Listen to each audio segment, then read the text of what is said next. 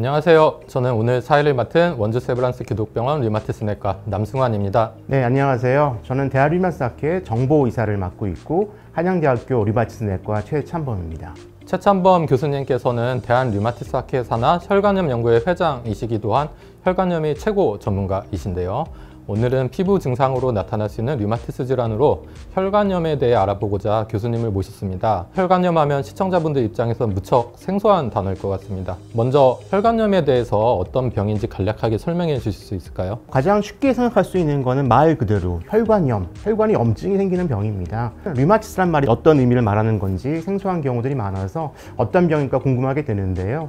그 중에서 혈관염은 혈관이 염증이 생기는 병으로 그쪽에 염증이 생긴다, 여러 가지 문제가 나타날 수가 있는데 일단 출혈이 생길 수가 있고요. 아니면 혈관이 막혀서 혈액 공급이 원활하게 안 되는 경우가 생길 수 있습니다. 침범하는 기관에 여러 가지 증상이 나타날 수가 있고 상당히 다양한 증상이 나타날 수 있는 그 질환군이 되겠습니다. 교수님께서 설명해 주신 대로 혈관염에는 여러 가지 질환들이 포함되어 있을 것 같고 또 그만큼 다양한 증상으로 나타날 수 있을 것 같습니다. 오늘의 주제가 피부 증상, 이럴 때는 류마티스 내과에 가보세요 인데요. 피부에 어떤 증상이 나타날 때 우리가 혈관염을 의심해 볼 수 있을까요? 도대체 피부에 문제가 있는데 류마티스 내과 가야 할까? 의아하게 생각하시는 분들이 많이 있을 것 같은데요. 그 혈관염이란 말은 말 그대로 혈관이 염증이 생기는 병이고 혈관이 안 가는 장기는 없기 때문에 어디든 증상이 나타날 수가 있습니다. 하지만 그런 증상을 나타났을 때 이상을 느끼고 병원을 찾게 되는 경우는 증상이 보통 심한 경우에 오시는 경우들이 많고요. 반면에 피부는 우리 몸에서 가장 큰 장기일 뿐더러 밖에서 쉽게 눈으로 볼 수 있는 장기이기 때문에 본인이 봐도 이상을 느낄 수가 있고 다른 사람 만났을 때 너 왜 그러냐고 피부 쪽 이상은 딴 사람도 볼 수 있는 증상이기 때문에 비교적 빨리 발견되게 됩니다. 그래서 피부 쪽에 혈관염 증상이 있을 때 병원을 찾게 되는 경우들이 많이 있는 것 같고요. 혈관이 우리가 밖에서 볼 수 있는 가장 중요한 장기이고 혈관염에 의해서 손상이 많이 생길 수 있는 장기이기 때문에 혈관염 증상을 처음 자각하고 그걸로 인해서 병원에 오시는 경우들이 많이 있고 단순히 피부만의 문제로 끝나는 병이라 한다 그러면은 피부과에서 더 잘 볼 수 있으실 거고요. 하지만 그 중에 많은 부분 전신을 침범하는 혈관염 가능성도 분명히 있기 때문에 전신 침범이 없는지 확인해 보기 위해서 류마티스 내과 진료를 권유하는 경우도 있을 거고요. 특히 다른 증상이 동반될 경우에는 우선적으로 류마티스 내과에 오셔서 전신 혈관 염증 소견이 없는지 그런 거 의심할 만한 증상들이 없는지 확인하고 여러 해당하는 과들에 대해서 같이 진료를 하시면서 확인해 나가시는 게 중요하겠습니다. 특별히 피부 증상만으로 혈관염을 조금 더 의심할 수 있는 그런 소견들은 몇몇 가지 혹시 예를 들어 주실 수 있을까요? 네, 사실 이제 여러 증상이 나타나고 다양하게 나타나기 때문에 딱 어떤 경우에 무조건 문제가 더 크다, 적다라고 말하기 어렵습니다. 하지만 손쉽게 확인해 볼 수 있는 것은 우리가 눌러봤을 때 하얘지는지 빨갛게 생긴 발진이나 자반 같은 것들이 눌러봤을 때 없어진다 그러면은 비교적 큰 문제가 아닐 가능성이 많습니다. 반대로 눌러봤을 때도 색깔이 옅어지지 않고 계속해서 빨간색을 보인다고 한다 그러면은 혈관염이 있는 걸 의심해 보셔야 되고요. 집에서는 간단히 유리 컵으로 한번 해당 피부 부위를 눌러 보시게 됐을 때 색깔이 옅어지고 없어진다 그러면은 아마도 큰 문제 아닐 가능성이 조금 높고요. 반면에 유리 컵을 눌러도 색깔이 옅어지지 않고 계속 빨갛게 보인다고 한다 그러면은 혈관염 가능성이 상당히 높기 때문에 그때는 내원하시는 게 좋겠습니다. 하지만 더 중요한 것은 혈관 쪽에 염증이 생기기 때문에 피부 외에도 여러 장기 문제가 생기게 됩니다. 그래서 피부 쪽 발진과 함께 열이 난다거나 통증이 심하게 있다거나 또는 관절통 같은 것들이 동반된다거나 기침을 하거나 코가 막힌다거나 다른 증상이 동반됐고 그 시기가 비슷할 경우에는 특히 전신 혈관염을 의심해 볼 수 있기 때문에 피부 증상 말고도 그런 증상들이 있을 땐 특히 한 번쯤은 확인해 보시는 게 꼭 필요하겠습니다. 교수님 설명을 들으니 어떠한 경우에 혈관염 질환을 의심해야 할지 잘 이해가 됩니다.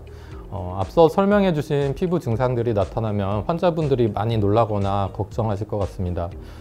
이러한 소견들이 나타나면 환자분들이 어떻게 하면 좋을지 또 잘 치료가 될 수 있을지 설명을 부탁드리겠습니다.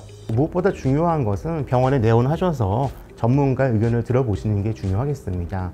왜냐하면 이런 증상들은 아주 특이성이 높지 않은 경우들이 많습니다. 어떤 증상을 특징적으로 보일 때 무조건 어떤 질환이다 단정할 수는 없고 전체적인 임상 증상들을 종합하여서 판단해야 되는 부분이 많기 때문에 전문가가 확인하는 게 가장 중요하겠고요. 가장 치료에 중요한 것은 빠른 진단이 되겠고요.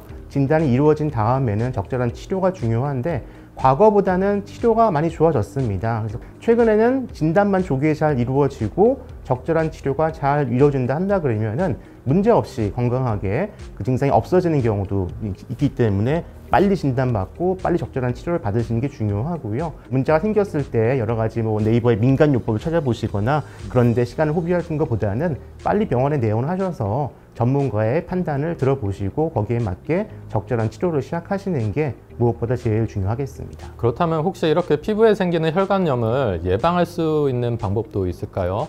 평소에 도움이 될 수 있는 식이요법이나 운동이 있다면 소개해 주시면 좋을 것 같습니다. 그래서 이제 모든 질환의 가장 좋은 치료는 예방인 것 같습니다. 하지만은 이런 질환들에 대한 예방법은 아직까지 명확한 근거가 있는 것은 많이 부족합니다.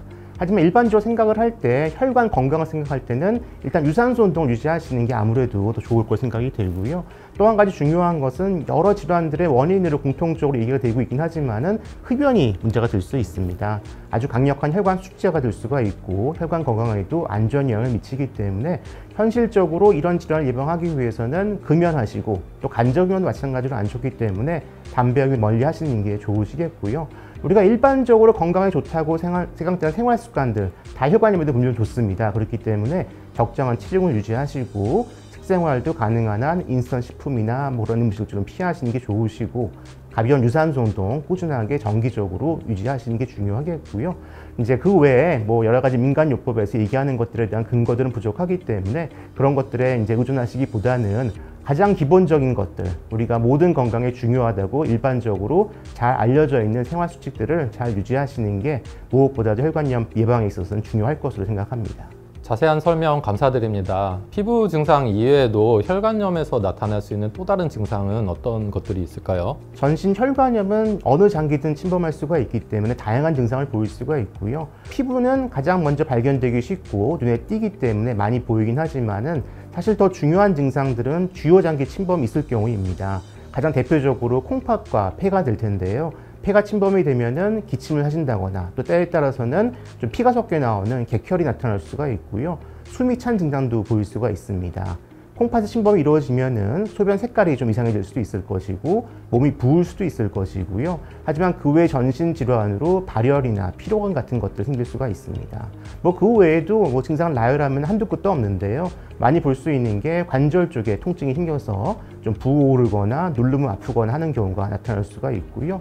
또 이제 상기도 쪽, 코 쪽이나 귀 쪽을 많이 침범할 수 있기 때문에 코피가 많이 난다거나 코가 막히거나 귀가 잘 들리지 않는다거나 하는 증상도 보일 수가 있고 또 신경도 비교적 많이 침범을 하기 때문에 저린 증상이나 감각 이상 같은 증상들도 보일 수가 있습니다. 하지만 이 외에도 뭐 모든 증상이 사실은 혈관염에 의해서 나타날 수 있는 증상으로 볼 수 있기 때문에 어떤 이상 나타날 수가 있어서 특히 여러 가지가 동시에 나타날 경우, 갑자기 나타날 경우에는 꼭 전신 혈관염 한 번쯤 의심해 봐야 되고 그런 문제가 없는지 전문가의 판단을 받아보시는 게 상당히 중요합니다. 교수님 설명을 듣고 보니 환자는 단순히 피부 증상으로 내원하였어도 많은 것들을 시사하는 그런 증상들이 같이 있을 수 있겠다는 생각이 듭니다. 또 그렇기 때문에 환자들을 종합적으로 평가하고 이해할 수 있는 류마티스 내과 전문의의 역할이 무척 중요하다는 생각이 듭니다. 그러면 마지막으로 혈관염 환자분들께서 주의해야 할 점이나 꼭 알고 계셔야 하는 부분이 있으면 말씀 부탁드리겠습니다. 네, 전신 혈관염 어느 장기를 침범할 수 있기 때문에 다양한 증상을 보이는 경우들이 많아서 많은 경우에 한과에서 모두 해결하기는 어렵고요. 각각 장기를 담당하시는 전문가들이 모여서 해결해야 되는 경우들이 많습니다. 그래서 그럴 경우에 장기별로 치료가 상충되는 경우들도 있을 수 있고요. 그걸 전반적으로 종합해 관리하는 사람이 또 필요한데 그런 전반적인 종합적인 관리가 류마티스 내과에서 해드릴 수 있는 부분인 것 같습니다. 뭐 피부 문제 생겼을 때 피부과 선생님들이 제일 전문가이십니다. 그래서 그분들의 의견이 가장 중요하겠고요.